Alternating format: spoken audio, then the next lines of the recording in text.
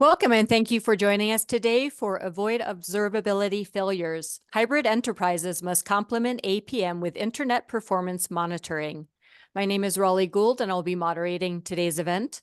Our featured speakers are Shamus McGillicuddy, Vice President of Research covering network management at EMA, and Gerardo Dada, Field CTO and CMO at Catchpoint.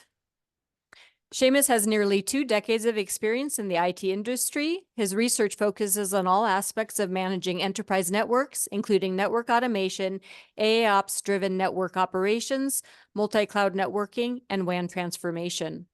Gerardo is a technologist with over 20 years of experience in digital strategies and has been at the center of the web, mobile, social, and cloud revolutions.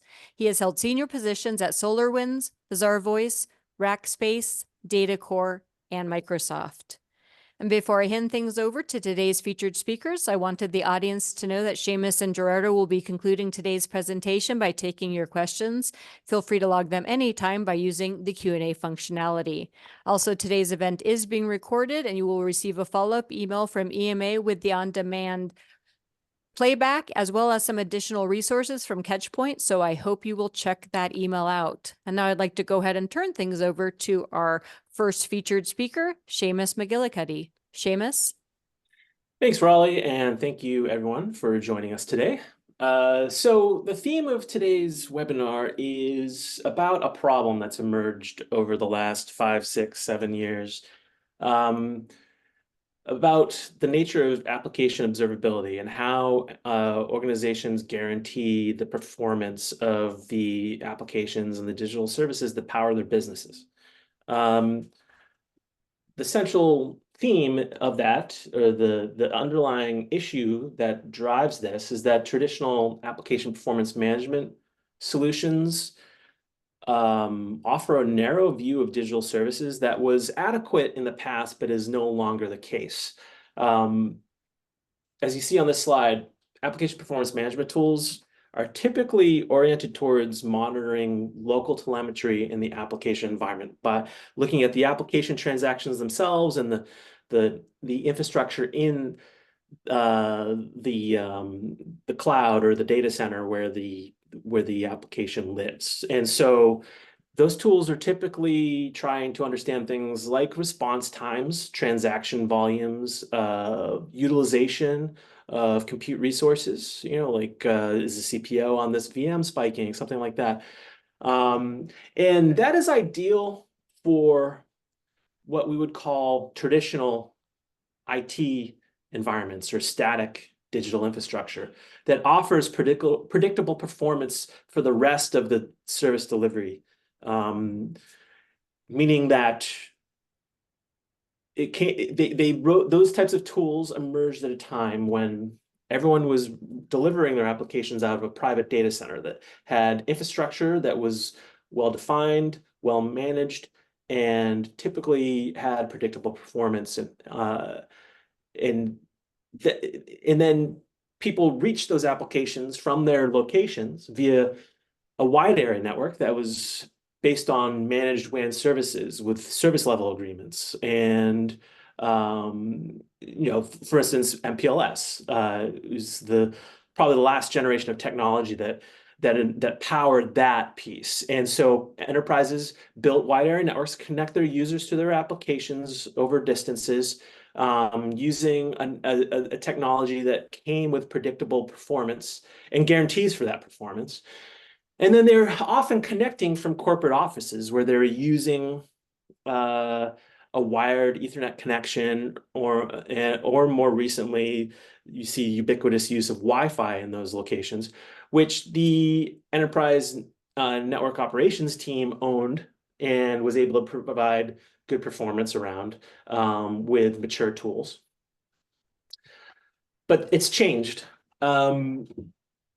If you're on this webinar, you probably know that traditional observability tools aren't equipped for that change, because what we're dealing with now is a much more dynamic and hybrid digital infrastructure that stretches beyond the private and predictable networks that I just described. For instance, based on our research at Enterprise Management Associates, the internet is now your network, your wide area network. 99% of the companies that we survey about their wide area network strategies tell us that they're expanding their use of public internet connectivity for primary WAN connections. So it's no longer MPLS with SLAs, it's a broadband link, or maybe even 5G or 4G, depending on where you are. And that's a public connection. It's a shared resource with unpredictable global performance. And so suddenly there is much more of a variable in the overall digital infrastructure for those applications that you've been delivering, right? But it's not just happening there. Applications are also distributed across hybrid multi-cloud architectures now. By year end, we expect 9 in 10 companies will have a multi-cloud network. They'll be using more than one infrastructure as a service or platform as a service provider to host their applications. That introduces a lot of variability, also introduces a lot of complexity, and also it's not just that they're moving these applications into those environments. Those applications also may be partially hosted, like maybe a component, like a database, might still remain on premises. But in addition to that, modern applications also rely on multiple third-party services to pull together an entire architecture of services, right? So they might be using some sort of software as a service component. There might be a CDN, content delivery network, that's hosting some of that as well, more locally in proxy form.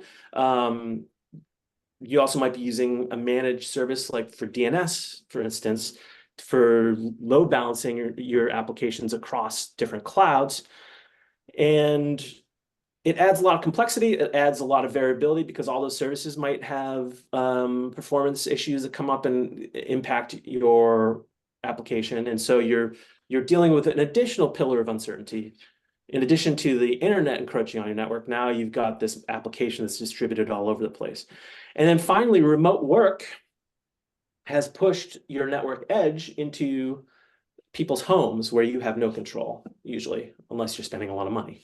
94% of the companies that we survey tell us that the pandemic led to a permanent increase in the number of employees who work from home at least part-time. And that means that they're also using the internet to connect to the network, but it's an internet connection that you have no relationship with usually.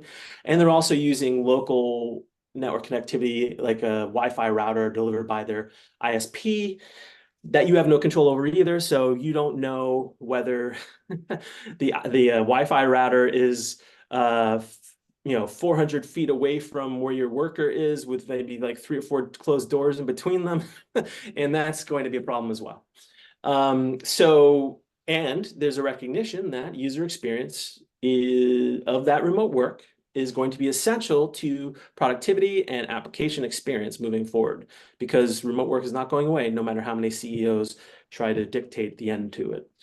So, digging into the issue of the internet a little deeper, why is the internet encroaching on your WAN? Why is the WAN hybridizing? People in our research tell us that it's because they use it for cloud connectivity. So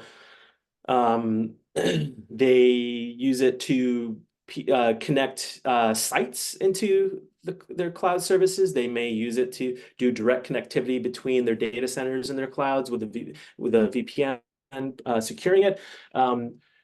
They're also looking at the internet as an opportunity to become more flexible in how they build out their network, because maybe MPLS services weren't available in every geography that they were involved in, and they say to themselves, well, I want to be able to have a location in this place because it's the real estate's cheaper.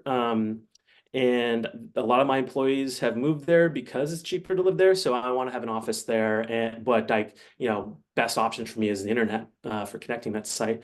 Bandwidth requirements, MPLS and managed WAN services tend to be more bandwidth constrained and more expensive per gig. And so the internet is a cheap option for them.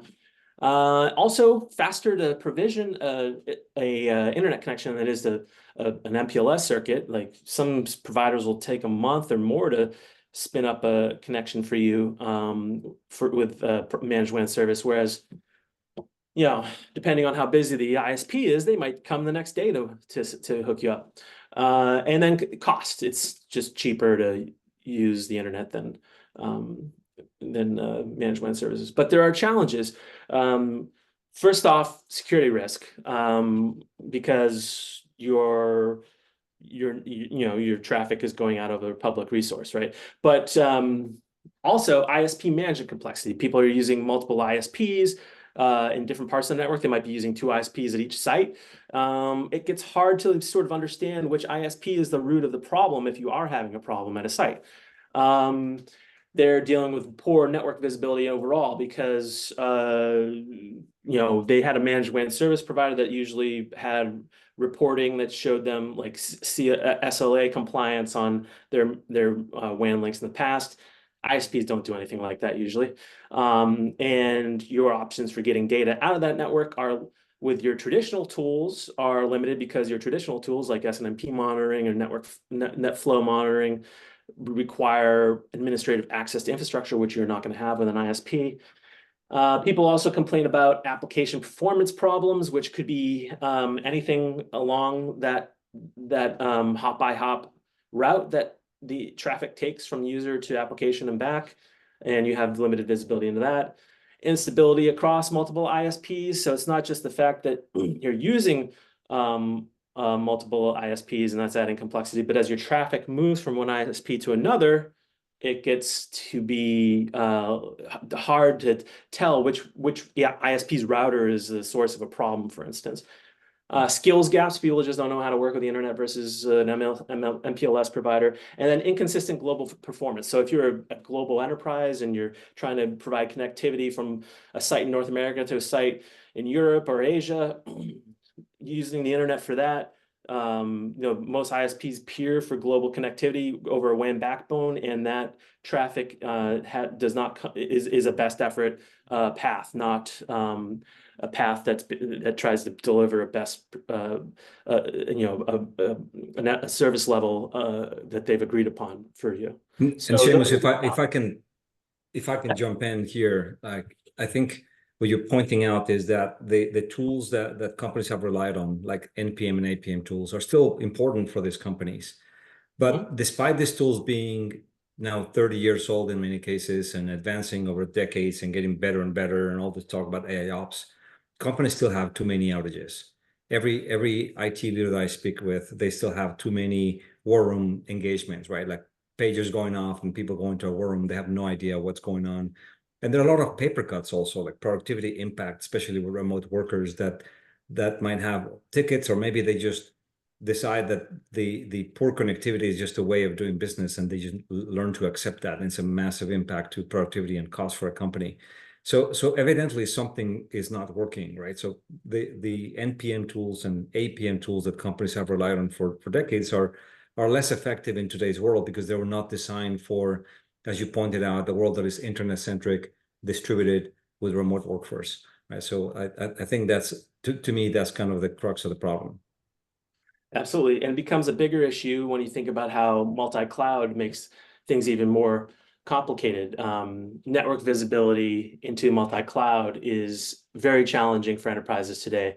You might be asking yourself, why is multi-cloud so ubiquitous? Well, people look at it as a way to deliver like cloud native application solutions, to run Kubernetes clusters in multiple clouds to deliver sort of a high availability architecture. Many companies are cloud first. They're trying to move as much out of the private data centers as possible, which means they're pushing into multiple clouds to make that happen. They're trying to be faster with how they deliver services. They don't have to provision physical infrastructure anymore. And they also have regulatory compliance issues like data sovereignty that dictates that they use a specific cloud provider because it's the only one that can deliver data sovereignty capability in a certain region. And it introduces operational problems. Only 24% of the enterprises that we talk to are fully satisfied with their multi-cloud network observability. They're trying to apply legacy NPM tools, as Gerardo just alluded to earlier, to the public cloud, and it's not going well. The top technical issues that they encounter when they adopt a multi-cloud network to support this new hybrid infrastructure is the complexity of using multiple cloud networking solutions. So, they're using components within the AWS cloud to set up a cloud network. They're using components within an Azure cloud to set up a network, and they're having inconsistent design that impacts the performance of the applications there, and they have poor visibility into how those networks work, that prevents them from designing a consistent network across both environments, for instance. And then the other big issue they're encountering is just poor network performance in general because of all this complexity and poor visibility. 68% of network teams that we survey tell us that they're acquiring new tools to improve their ability to observe multi-cloud networks. And finally, digging into the remote work issue, you see here the average percentage of remote workers who has ramped up over time. Pre-pandemic, the typical enterprise said 18% of their workforce worked from home at least some of the time. It went up to 45% last year, and people told us last year that they're expecting it to hit 49% next year. So it's not going away. It's creeping up, and it's sticking around. And remote work introduces a ton of operational challenges.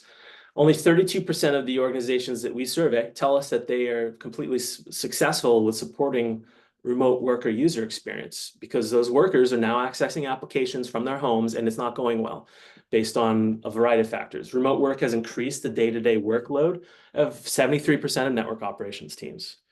77% of companies tell us that remote work has lengthened overall mean time to repair network problems for the network operations team. So it's taking them longer to fix things when they discover things are not working. And then 87% of IT operations teams tell us that they're allocating budget to improve end user visibility. So there's a recognition that changes in the WAN, changes in the cloud, and changes in the network edge are all driving this need for new tools. So how do you close that digital observability gap? Internet performance monitoring is an opportunity to restore operations to where it was before all this change. That's what Gerardo's company Catchpoint describes as a solution. The internet performance monitoring tools monitor the internet from multiple vantage points using synthetic traffic, real user monitoring data, and other means of measurement and telemetry. Those vantage points can be in multiple places. They can be in multiple public clouds across the globe. They can be in the networks of backbone providers. They could be in the mobile carrier cloud. They could be in your own data center, your own corporate sites, and they could be deployed as agents or probes in your employees' and customers' devices, for instance. And that gives you multiple vantage points across the internet to measure how the internet is performing. It complements traditional observability. So application performance monitors the application environment. An MPM, not on a slide, monitors the traditional network environment, like for people who are still in your corporate environment, for applications that still have components in your on-prem data centers. But IPM, Internet Performance Monitoring, monitors the network that connects more and more of your users to more and more of your applications because of this impact from hybridized WAN with increased internet connectivity, with multi-cloud complexity, and the stretching of the network edge into the home offices and other locations of remote workers. Because even your remote workers are adding additional unpredictability because they're going to conferences or they're working from a coffee shop or what have you. And so you need to have an internet performance monitoring solution that can account for any change in how your applications are delivered to users or customers. And we recommend that you take a platform approach to this. You don't want to adopt a bunch of little point solutions to get to this, right? Today, the typical IT organization has 4 to 15 network operations tools already in place. I talk to people that have 20, 30, 75. And the more tools you have, the more mistakes you make and the more complexity you have in trying to understand problems. So adding more tools increases complexity and lengthens mean time to resolution of issues, and it destroys your ability to be proactive. So for instance, like I've talked to people who have written scripts that do like network tests, and they send that to end users who are complaining about something to execute that script on their laptop. And then they get the results of that script running a network test, and they compare it to other things and some other tool that they've adopted. And that's no way to, that's not going to scale to thousands of users, right? So that is not an ideal approach. You need something that allows you to have sort of a dashboard view of everything. Some IT organizations will adopt separate tools for things like real user monitoring and network monitoring that are more scalable than running test scripts or whatever.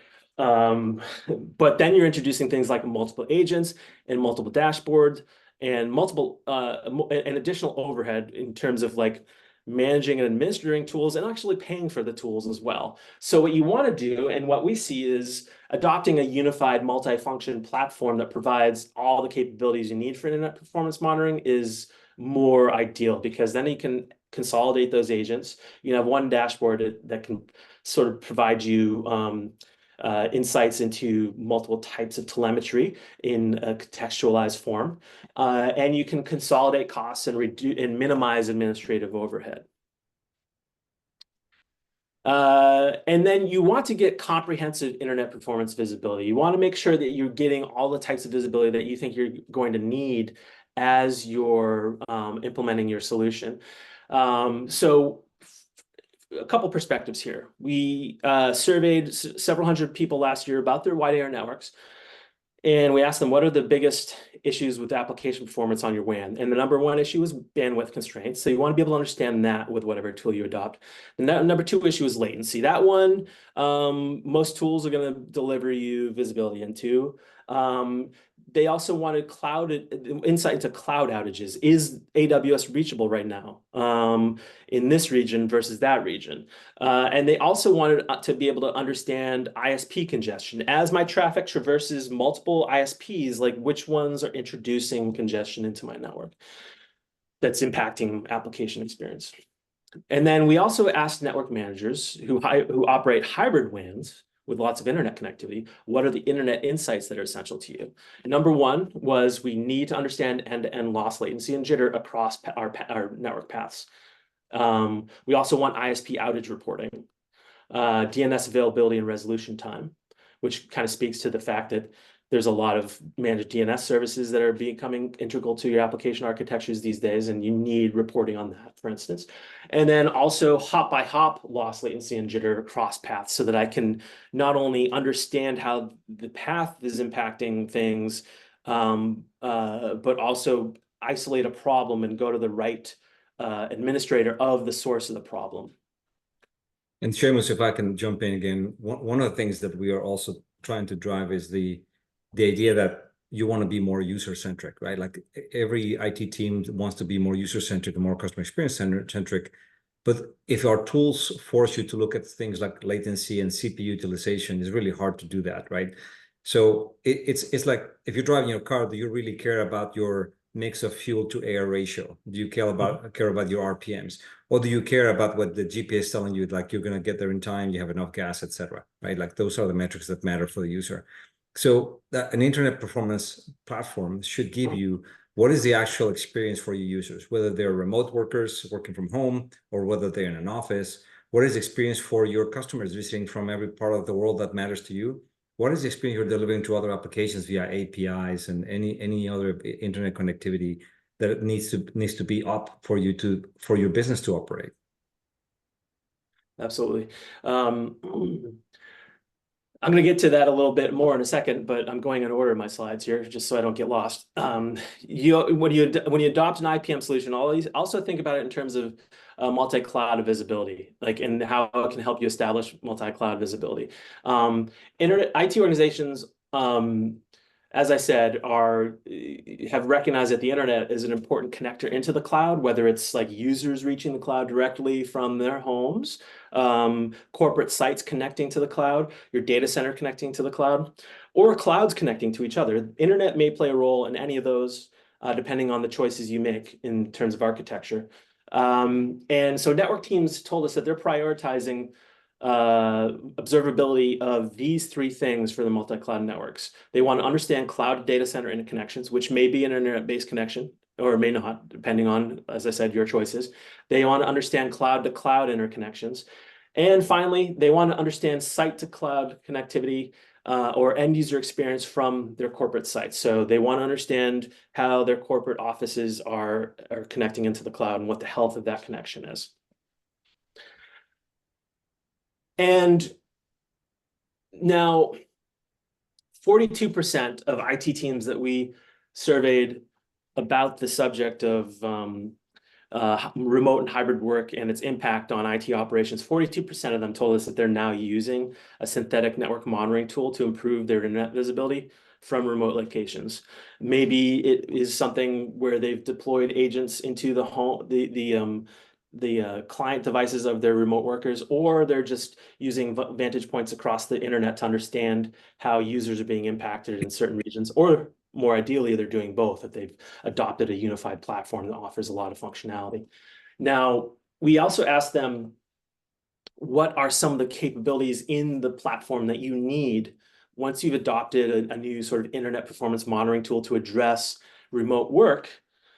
The first thing they said is that we want to have better integration with our ticketing and ITSM solutions, so that when there's a problem, the ticket has a lot of information about things like how the internet's impacting the situation, hopefully, but also, for instance, maybe that ticketing system or the IT service management system might have information about the user's home office network setup that it can send in a ticket to your network operations team through your internet performance monitoring solution. So that is, you're looking at an alert or something in your platform, or if you're looking at a specific user in your dashboard, there might be a possibility of pulling data from ITSM into that. Speaking of looking at things from a user perspective, they want dashboard reporting that is based on end users. 5 years ago, most network operations teams, if they're looking at things from like a global point of view in their tools, they would be looking at sites. Here's my LA office. Here's my New York office. Here's my London office. How's the network doing all those places? It may have been the internet involved at that point. But now, instead of 3 offices supporting, let's say, 5,000 employees, it's maybe like 4,000 of those employees are in 4,000 sites, their homes. And so now you need to adjust your dashboarding so that you can look at things from that end user experience point of view, right? And see reports on, here are my top 10 users who are having problems. Here are the 5 regions where we have home office workers that are being affected by ISP issues, right? Things like that. And then they want to be able to understand connectivity state from the client device perspective. So being able to get some stats on what is happening with their local connection and out into the internet from the end user agent that might be deployed on a client device. And finally, start thinking about how you can leverage advanced analytics and AI ops technology, or artificial intelligence, machine learning technologies.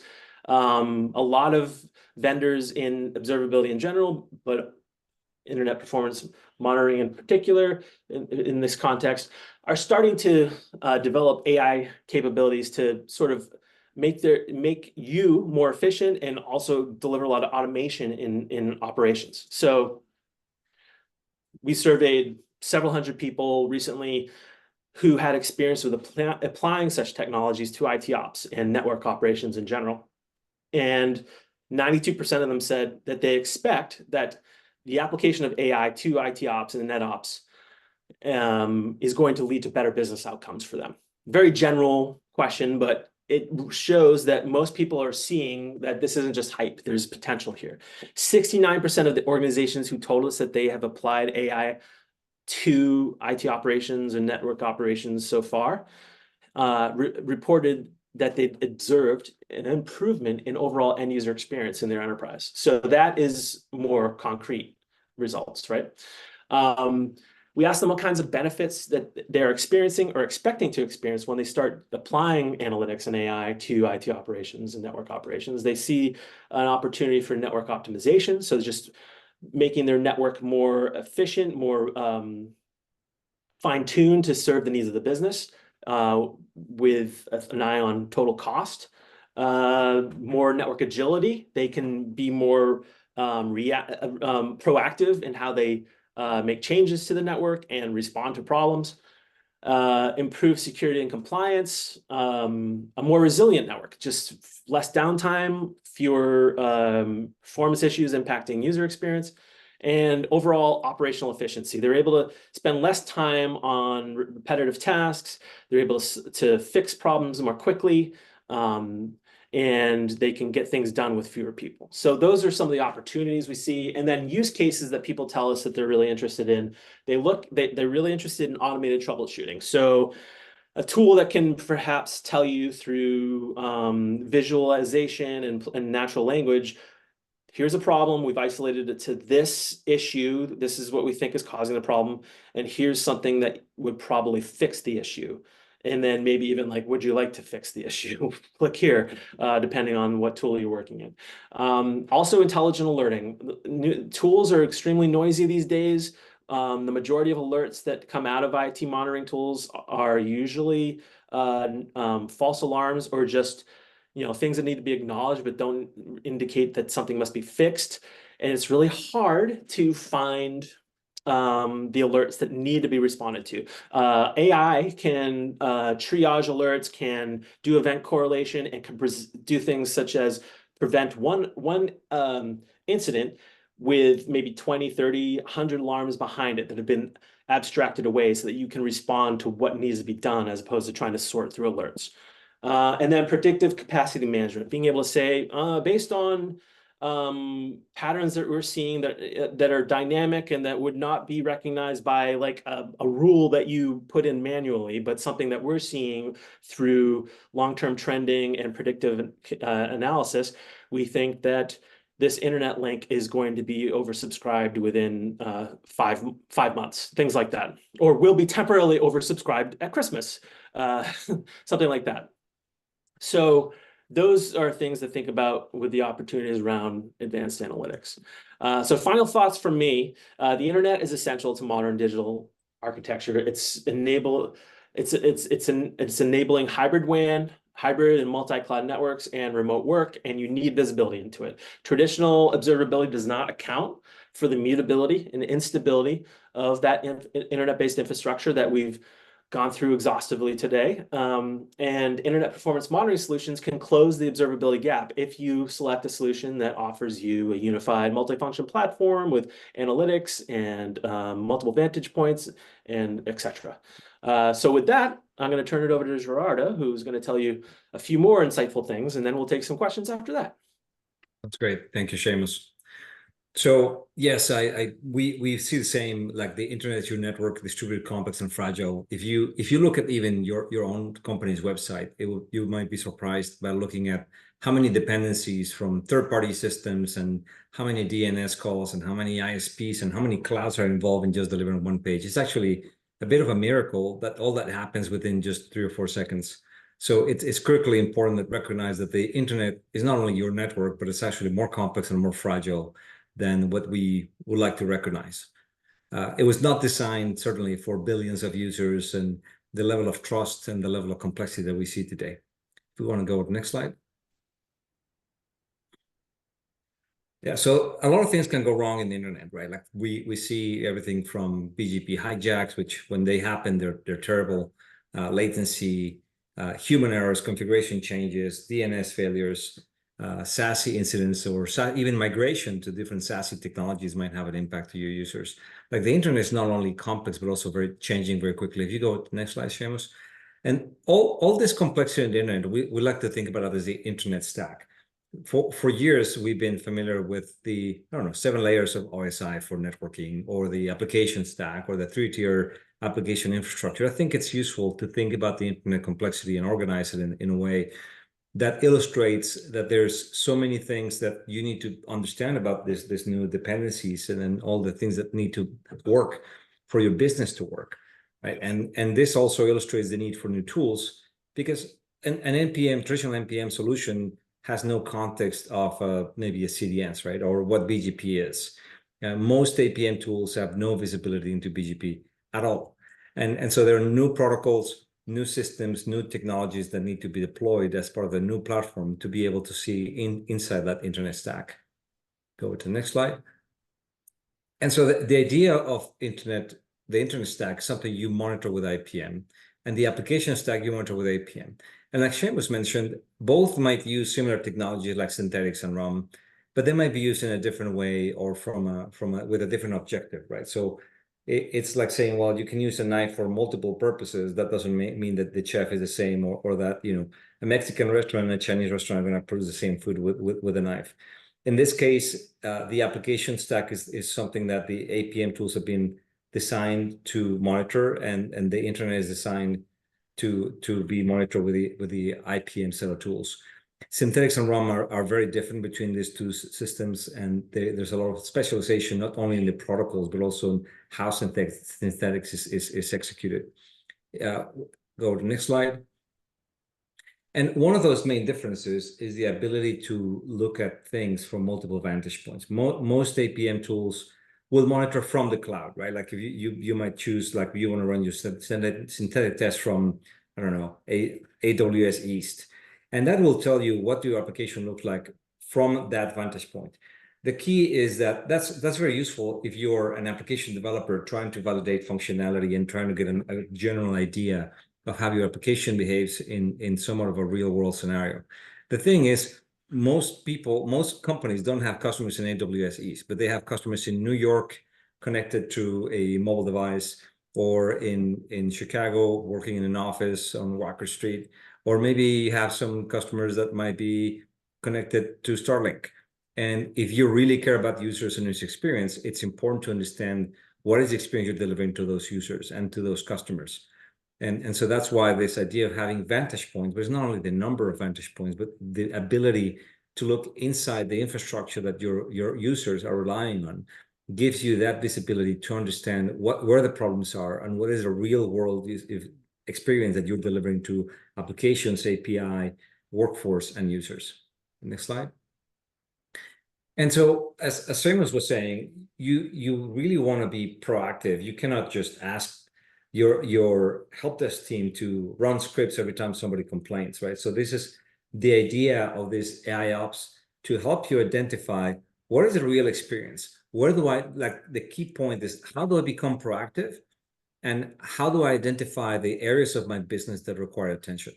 So with a tool like this, you can see, well, you know, your users in New York connected through Verizon are having a bad experience, or your customers connected through AT&T in the Southeast United States, or your customers in China are having an issue, right? And that gives you an opportunity to understand, well, is this an ISP issue? Do I need to talk to them about routing? Do I need to suggest a different technology or a different third-party provider for my customers? And it allows you to identify, is a problem with the application, whether it's SaaS or your application, or is it the user itself? Is it their connectivity between the user and the internet, or is it a regional issue that is having a problem? So more correlation to help you find what is the root cause of issues, more proactive focus, and more importantly, the idea that you will be measuring things from a user perspective, right? Because again, 13% higher latency, what does that mean? Does that really matter or not? What really matters is that you set your thresholds, your SLAs of what you expect for your users, internal and external, and you're able to meet that, and you're able to detect any changes ahead of time before they actually become a complaint, before they impact your business. Next slide. And so that's what makes Catchpoint special. We are one of maybe only 2 internet performance monitoring platforms out there. And the way that we specialize, so that the way that what makes Catchpoint special is really, one, monitoring what matters. we've invested 15 years in monitoring every single aspect of the internet, from BGP to CDN, etc., monitoring from where it matters, all this network of nodes around the world inside infrastructure with different types of endpoints and last mile networks, and inside your own company, the ability to deploy enterprise nodes. And then last, the ability to catch issues before they become incidents, using AIOps to focus on the customer experience, to be proactive, and to find the root cause faster than what you could do without these tools. And I think my last slide is basically like what is the end goal? Like if you have all this stuff, you would imagine you have already, most large companies have a NOC and you have a SOC, right? And those are mostly reactive, like what's broken. Now imagine you could have a digital operations center that shows you what is the digital experience you're delivering. Like this actually helps you become more of a partner to the business. Our internal applications enabling the great experiences. What is the health of our IT systems? Can our employees be productive? Our branches, stores, if you're a bank, your ATMs, if you're a retail location, like is the payment system working? Like our customers really having good experience? Our websites, APIs. Like I think all of us, if you've ever traveled, you had experience like, sorry, my computer is slow when you go rent a car, right? Like that it doesn't need to be that way. IT could be the business part of that changes that from here are your keys, right? To sorry, my computer's slow. And my last slide, I think, is basically next one. The reason why Catchpoint's been doing for 15 years. 9 out of the top 10 Forbes digital companies uses all the top cloud providers, pretty much every single large CDN providers. The largest software companies use Catchpoint because they value this digital experience, because they understand the importance of monitoring the internet. They see the value of internet performance monitoring, and they appreciate this concept of how do I achieve internet resilience. And so I want to thank Shamus and everybody who's been listening to us. And my last slide has 2 links. One is a link to download the white paper that Shamus wrote about this topic. And the second link is just go visit catchpoint.com. We have a lot of educational materials. We don't register our educational like white papers and stuff like that. We won't ask you to give us your email or phone number. So thank you, Shamus. Any last thoughts that you want to add? Yeah, just you're talking about the Digital Operations Center, and we are seeing at EMA, we're seeing a shift away from standalone NOC and SOC and organizations to a cross-domain ops center that sort of focuses on services more than silos. And it's not, it's not like a wholesale shift of everybody, but Sure. but the shift is more prominent in like down market, like companies that have 10,000 or fewer employees. The larger companies are still sticking with their standalone NOC and their stock and stuff. But those more agile IT organizations are embracing that approach that you were describing a couple slides ago. Yeah, thank you. And thank you, Riley, for posting the links on the chat for everybody to be able to click on them easier than trying to type this long URL. Of course, no problem. I will also include it in the follow-up email, so be sure to check that out. I think we're now ready for questions, so I'm going to go ahead and jump into them, starting with you, Gerardo. Is APM obsolete now? Well, no, APM is still useful. I think there are some aspects of APM, like understanding resource utilization. In the past, you had like one server supporting one application or a cluster of servers. Now that you have auto scaling and dynamically provisioned infrastructure on the cloud, is less about how do you make sure that the application runs, but the visibility into infrastructure helps you manage your costs, right? Like the shift of infrastructure monitoring shifted a little bit. But still, I think that development teams will still need APM for many years to come. But I would say that APM is insufficient, as Shamus explained, because it doesn't show you the full picture. A true operations team needs to have APM to look at kind of the internals of the application, but also IPM to understand the real world experience that the users are experiencing through the internet for the application itself. Thank you for that explanation. Shamus, jumping over to you. SD-WAN products have native monitoring. Why doesn't that solve internet WAN visibility? Most SD-WAN vendors offer good insight into the overlay that they form on top of your WAN underlay, which might include multiple ISPs, maybe some MPLS as well. They do not provide deep visibility into some of the metrics that something like Catchpoint provides around like global internet performance, BGP, routing, things like that.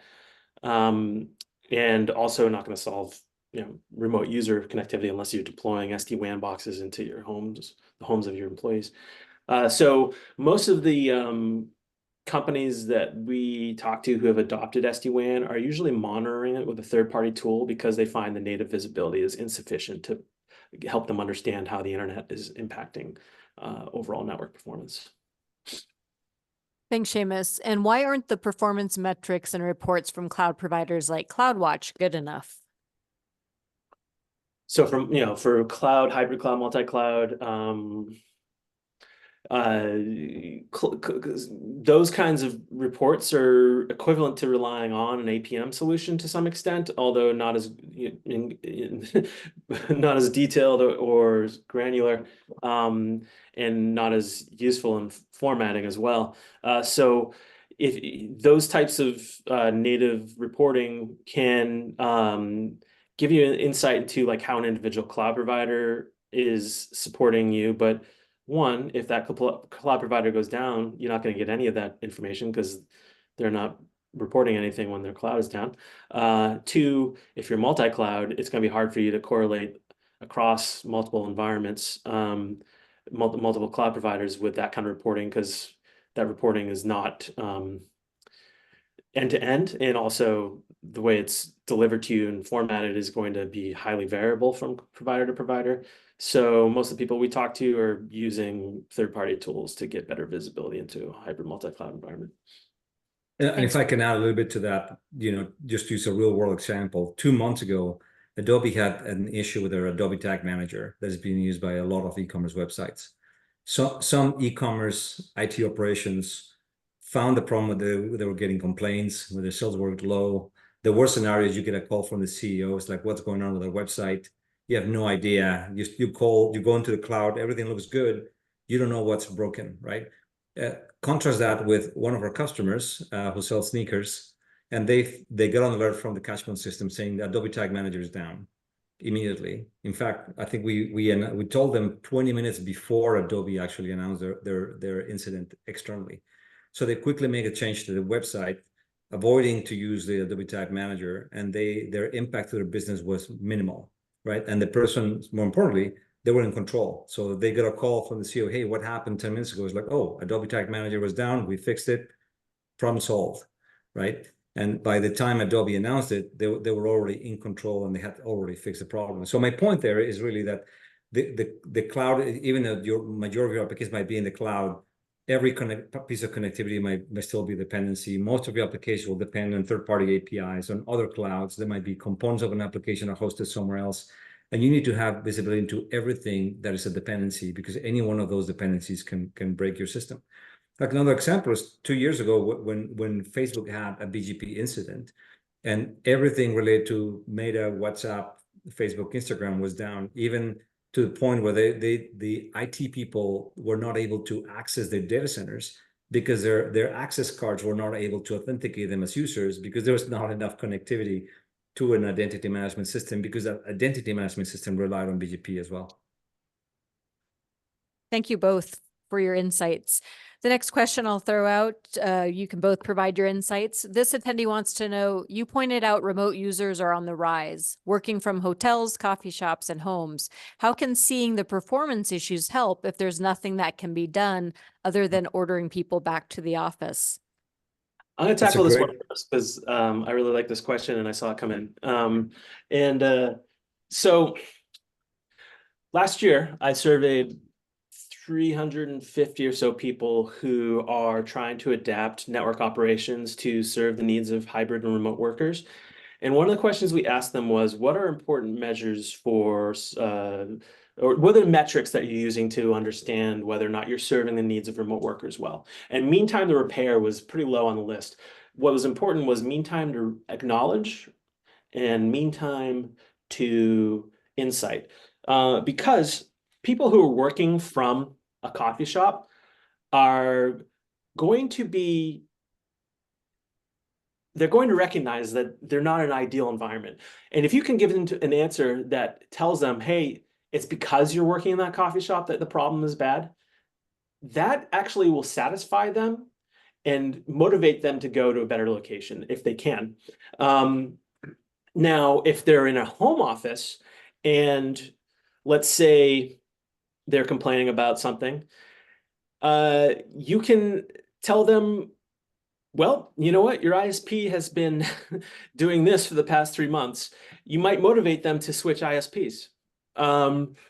Get rid of the garbage one they're using and replace it with the tier 1 provider, for instance, or make the argument to your corporate management to reimburse critical users for better ISP adoption. Be like, hey, we need these users to use better internet connections. I can document in audit how this is impacting the business.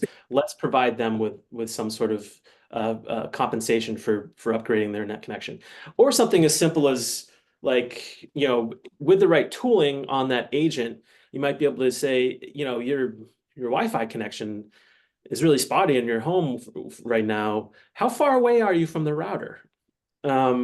Maybe you should move to a different room or open the door, see what happens. I've actually had that happen to me in support calls, where that fixed my issue. Moving the router out from behind something. These are not necessarily things that tools might allow you to do, but it can sort of point you towards clues that can sort of close the knowledge gap in trying to triage a certain issue. And if I can add to that, I think the main reason is confidence, right? Because if a user is complaining that they are in a coffee shop and they're not being able to log into Salesforce, let's say they're salesperson, you might want to assume that it's a coffee shop that there's a problem, but you need to be confident, because you're asking that person, go to another coffee shop, go home, go to the hotel. And if that doesn't solve the problem, you just made them waste an hour of their time and they're going to have a bigger incident, right? So we have an agent actually can be deployed on your laptop and can tell you, for example, what is the health of your CPU and memory. We've seen cases where, you have a ton of applications open. So it's really your CPU of your computer that is, creating the contention of resources. We actually can measure the quality of the network between your laptop and the router and the ISP, et cetera. Real world example, we had one company based in the UK who is a movie production powerhouse that most people would know. And they were getting a lot of users to complain. They could not find, again, everything looked green on their side. Their APM tools told them everything was good, but they still had a lot of customers that were having trouble. They installed Catchpoint. In 5 minutes, we tell them, look, all your users in Manchester connected through Sky are having an issue. The IT manager called Sky, fixed a routing issue, and suddenly a couple hundred employees had a much better experience. We had something similar with an issue in internal network configuration issue with a very large laptop manufacturer, global, couple thousand employees. Some complained, some didn't complain. And this improved the productivity of thousands of people by just finding exactly what was the issue. The confidence thing that you mentioned is very important, not just from an overall operations perspective, but it's a component of the mean time to acknowledge, mean time to insight piece that you can deliver to that end user that you're interacting with. If you can tell them, hey, it's not Salesforce, it's where you are. That knowledge resolves for them the issue. Like they know, and they will adjust their work or their environment knowing that it's where they are. And I'm seeing some comments in here about people who said, one guy just said, I moved, we paid for one guy to upgrade to 1 gigabit internet from 50 megabits per second, but it's still an issue because there's too much Wi-Fi interference. Then we updated the Wi-Fi in the house, and the issue seemed worse. So yeah, it's we're still in the think of this as like the Wild West, like we're moving west into homes and we're still figuring out the laws. We're still, there's still people shooting it out in the streets. I think there's a lot of work that needs to be done from an architectural perspective. Visibility, observability, what we're talking about here is very important, but there are also architectural things you need to think about, like people looking for ways to fight Wi-Fi interference, or yes, okay, so we're using zero trust network access and it's made things worse. Well, then you need to think about observability into, for instance, the ZTNA points of presence that your provider maintains, and an internet performance monitoring solution might help you with that actually as well, because then you can see where those points of presence from your ZTNA provider are, and what kind of latency they're adding to the connection. Are there other points of presence that you should be considering as an alternative for certain users who are hairpinning across the continent for some reason? Things like that are also architectural issues that better visibility can help you with. That's a great point, because we see a lot. One of the main use cases that IT departments use Catchpoint for is evaluating multiple providers like VPN, CTNA, SASE. You can understand from a real world user experience what latency, what packet loss, what is a real world experience for somebody connected to one CTNA vendor versus another one. What is your global exposure? And also hold them accountable for SLAs, right? And this is not only for those, but even for CDNs. And as Shamus, as you were saying, most companies are multi-cloud. We see that most of the global companies we work with, they have not only multiple clouds, but they have multiple CDNs, they have multiple SASE vendors. And you might decide that, we have a bunch of users, like going back to this company, maybe you have a lot of users in Manchester and you're using Zscaler, and that's really bad for people in Manchester. You might just want to switch into one of your other VPN providers, or you might, make it somewhat decision long-term to switch to a different SASE vendor. That is extremely useful. And it goes back to having the confidence that is the SASE technology that is impacting the users, is not the coffee shop, is not the laptop, is not the application itself, right? That's really where it comes down to, just knowing the answer to what's impacting the user. Great insights. Thank you both. Gerardo, how should organizations think about IPM? Who should own it? Well, we see more and more companies adopt IPM in the same teams that are using APM and NPM, meaning that we see a lot of consolidation into observability teams, right? Like there's IKEA, for example, has this team called the Digital Operational Intelligence team. This is basically their observability team, and it becomes one of their tools they use. We have customers like SAP who are now, that basically their team is IPM squared. So it means that it's APM plus IPM. But also we see a lot of people like in IT help desk or other operations teams, even SASE leadership, that want to not only monitor the network connectivity of their own developer users, but also the uptime of all the applications that their DevOps teams rely on, right? Like you might rely on Jira and Jenkins and PagerDuty. Most of these are hosted in the cloud, and if cloud goes down, you have zero visibility.